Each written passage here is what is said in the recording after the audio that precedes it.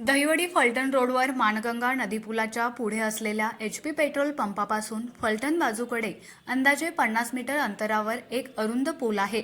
या पुलावरून बऱ्याचदा अनेक वाहने खाली कोसळले आहेत। रस्ता अरुंद आणि पुलाला नसलेले संरक्षण कठडे यामुळे हा पूल दिवसेंदिवस धोकादायक बनत चालला आहे। ही गोष्ट सार्वजनिक बांधकाम विभागाच्या अनेकदा लक्षात आणून दिली गेली, मात्र या ठिकाणी कोणतीही ठोस उपाययोजना अद्याप झाली नाही। यामुळे सार्वजनिक बांधकाम विभाग कुणाचा बळी जायची वाट पाहतोय का असा प्रश्न आता उपस्थित होऊ लागलाय।